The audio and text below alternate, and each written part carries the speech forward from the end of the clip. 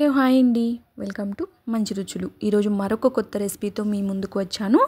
అదే బ్లాక్ చానా coriander curry, నల్ల శనగల కొత్తిమీర కర్రీ. కరెక్ట్గానే పలికాను అనుకుంటున్నాను.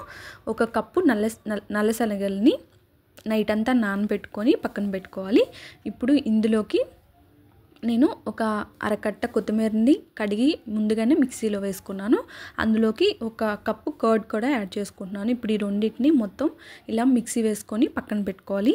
ఇప్పుడు స్టవ్ మీద ఒక ప్యాన్ పెట్టుకొని అందులోకి కొంచెం ఆయిల్ యాడ్ చేసుకొని పోపు దినుసులు, పచ్చిమిర్చి, ఆనియన్స్ ఈ మూడు వేసి ఫ్రై అయిన తర్వాత ఒక స్పూను అల్లం పేస్ట్ కూడా యాడ్ చేసుకొని అల్లం పేస్ట్ పచ్చివాసన పోయేంత వరకు వేపుకొని ఇప్పుడు ఇందులోకి మసాలాలన్నీ ఒక 2 స్పూన్స్ యాడ్ చేసుకుంటున్నాను.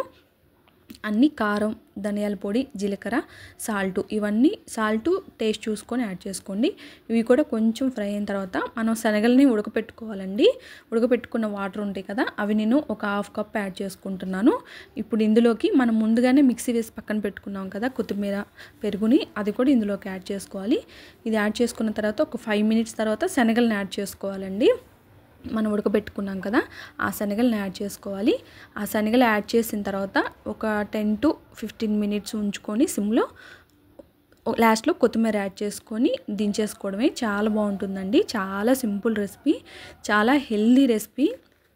యాక్చువల్గా ఇది చపాతీలోకి కానీ రైస్లోకి కానీ చాలా బాగుంటుంది. చపాతీలోకి అయితే ఇంకా బాగుంటుంది. నైట్ టైం ఎక్కువగా చేసుకుంటూ ఉంటాం మేము. యాక్చువల్గా నాకు ఎనిమియా ప్రాబ్లం ఉంది, అంటే రక్తహీనత ప్రాబ్లం ఉంది. సో దానికోసమని నేను ఎలాంటి రెసిపీస్ చేసుకుంటున్నానో అది క్యూర్ అవ్వడానికి మీకు ఇంకా కావాలంటే నేను పోస్ట్ చేస్తాను. అలాగే ఇది కొత్తిమీర శనగల్లో కొంచెం ఫైబర్ కంటెంట్ ఎక్కువ ఉంటుంది. అలాగే కొత్తిమీర కూడా చాలా బాగుంటుంది ఎనిమియా ప్రాబ్లం క్యూర్ అవ్వడానికి. ఇలాంటి రెసిపీస్ నేను ఇంకా పోస్ట్ చేస్తూ ఉంటాను. ఒకవేళ నా రెసిపీ కనుక మీకు నచ్చితే please like, share, subscribe. Thanks for watching.